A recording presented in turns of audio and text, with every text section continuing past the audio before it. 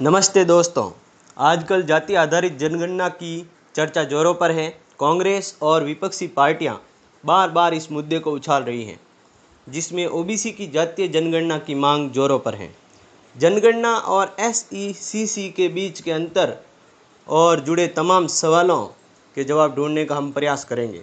ये जानेंगे कि ये देश के लिए फ़ायदेमंद है या नुकसानदेह। सबसे पहले हम जनगणना की बात करेंगे तो भारत में जातीय जनगणना या जनगणना की शुरुआत औपनिवेशिक शासन के दौरान वर्ष 1881 में हुई थी। जनगणना का आयोजन सरकार, नीति निर्माताओं, शिक्षाविदों और अन्य लोगों द्वारा भारतीय जनसंख्या से संबंधित आंकड़े प्राप्त करने, संसाधनों तक पहुंचने, सामाजिक परिवर्तन, परिसीमन से संबंधित आंकड़े उपयोग करने के लिए की जाती है। हालांकि 1940 के दशक की शुरुआत में वर्ष 1941 की जनगणना के लिए भारत के जनगणना आयुक्त WWM ईस्ट ने कहा था कि जनगणना एक बड़ी बेहद मजबूत अवधारणा है। विशेष जांच के लिए यह एक अनुपयुक्त साधन है। अब हम बात करेंगे SECC अर्थात सामाजिक, आर्थिक और जातिगत जनगणना, जो वर्ष 1931 के बाद वर्ष 2011 में इसे पहली बार आयोजित किया गया था। SECC का आशय ग्रामीण और शहरी क्षेत्रों में प्रत्येक भारतीय परिवार की स्थितियों के बारे में पता करना है। आर्थिक स्थिति पता करना ताकि केंद्र और राज्य के अधिकारियों को वंचित वर्गों के क्रमचयी और संचयी संकेतकों की एक श्रृंखला प्राप्त करने तथा उन्हें इसमें शामिल करने की अनुमति दी जा सके, जिसका उपयोग प्रत्येक प्राधिकरण द्वारा एक गरीब या वंचित व्यक्ति के परिभाषित करने के लिए किया जाता है। इसमें प्रत्येक व्यक्ति से उसका विशिष्ट जातिगत नाम पूछना, जिससे सरकार को यह पुनर्मूल्यांकन करने में आसानी हो कि कौन से जाति समूह आर्थिक रूप से सबसे खराब स्थिति में थे और कौन बेहतर थे। SECC में व्यापक स्तर पर असमानताओं के मानचित्रण की जानकारी देने की क्षमता है। जनगणना और SECC के बीच विभिन्नता है। जनगणना भारतीय आबादी का एक समग्र चित्र प्रस्तुत करती है, जबकि SECC राज्य द्वारा सहायता के योग्य लाभार्थियों की पहचान करने का एक उपाय या साधन है। जनगणना वर्ष 1948 के जनगणना अधिनियम के अंतर्गत आती है। हालांकि इसमें इसलिए सभी आंकड़ों को गोपनीय माना जाता है, जबकि SECC की वेबसाइट के अनुसार SECC में दी गई सभी व्यक्तिगत जानकारी का उपयोग कर सरकारी विभाग परिवारों को लाभ पहुंचाने और प्रतिबंधित करने के लिए स्वतंत्र हैं। जातिगत जनगणना आयोजित करने के पक्ष में तर्क ये है कि ये सामाजिक समानता कार्यक्रमों के प्रबंधन में सहायक है। भारत के सामाजिक समानता कार्यक्रम डेटा के बिना सफल नहीं हो सकते और जाति जनगणना इसे ठीक करने में मदद कर सकती है। डेटा की कमी के कारण ओबीसी की आबादी, ओबीसी के अंदर के समूह के लिए कोई उचित अनुमान उपलब्ध नहीं है।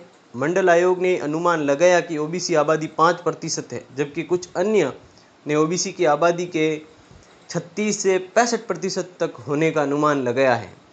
जाति आधारित जनगणना के माध्यम से ओबीसी आबादी के आकार के बारे में जानकारी के अलावा ओबीसी की आर्थिक स्थिति, घर के प्रकार, संपत्ति, व्यवसाय के बारे में नीति संबंधी प्रासंगिक जानकारी, जनसांख्यिकी जानकारी, लिंग अनुपात, मृत्यु दर, जीवन प्रत्याशा, शैक्षिक डेटा, पुरुष और महिला साक्षरता, स्कूल जाने वाली आबादी का अनुपात, संख्या प्राप्त होगा। जाति आधारित जनगणना आरक्षण पर वस्तुनिष्ठता का उपाय लाने में लंबा रास्ता तय कर सकती है। ओबीसी के लिए 27% कोटे के समान पुनर्वितरण की जांच के लिए गठित रोहिणी आयोग के अनुसार ओबीसी आरक्षण के तहत लगभग 2633 जातियां शामिल हैं।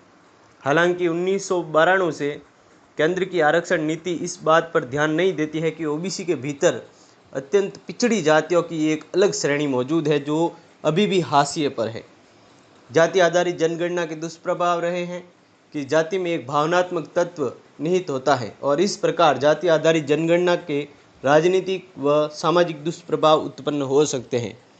ऐसी आशंकाएं होती रही हैं कि जाति संबंधित गणना से उनकी पहचान की सुदृढ़ता का कठोरता को मदद मिल सकती है। इन दुष्प्रभावों के कारण ही सामाजिक, आर्थिक और जातिगत जनगणना 2011 के लगभग एक दशक बाद भी इसके आंकड़े बड़े अंश प्रकाशित नहीं किए गए हैं। जाति कभी भी भारत में वर्ग या वंचना का छद्म रूप नहीं रही है। यह एक विशिष्ट प्रकार के अंतर्निहित भेदभाव का गठन करती है, जो प्राय वर्ग के भी पार चला जाता है। उदाहरण के लिए, दलित उपनाम वाले लोगों को नौकरी हेतु साक्षात्कार के लिए बुलाए जाने की संभावना कम होती है, भले ही इनकी योग्यता उस जाति के उम्मीदवारों से बेहतर हो। जमींदारों द्वारा उन्हें पट्टेदारों के रूप में स्वीकार किए जाने की संभावना भी कम होती है। एक पढ़े लिखे संपन्न व्यक्ति से विवाह अभी भी उच्च जाति के महिलाओं के परिवारों से में हिंसक प्रतिशोध को जन्म देता है। एक जातीय जनगणना जाति विहीन समाज के लक्ष्य के लिए भले ही अनुकूल न हो, लेकिन यह समाज में असमानताओं को दूर करने के साधन के रूप में काम कर सकती है। जाति के आंकड़े न केवल इस सवाल पर स्वतंत्र शोध करने में सक्षम होंगे कि सकारात्मक कार्रवाई की आवश्यकता किसे है और किसे नहीं, बल्कि यह आरक्षण की प्रभावशीलता में भी वृद्धि लाएगा। निष्पक्ष डेटा और उसके बाद के शोध सबसे पिछड़े वर्गों के उत्थान के वास्तविक प्रयासों को जाति व वर्ग की राजनीति से बचा सकते हैं, तथा यह उन दोनों पक्षों के लोगों के लिए सही सूचना के स्रोत हो सकते हैं जो आरक्षण के पक्ष या विपक्ष में हैं। आरक्षण का प्रावधान नहीं, बल्कि आरक्षण का दुरुपयोग समाज में विभाजन पैदा करता है। जातीय जनगणना पर आपकी क्या राय है, जरूर बताएं। जय हिंद, जय भारत।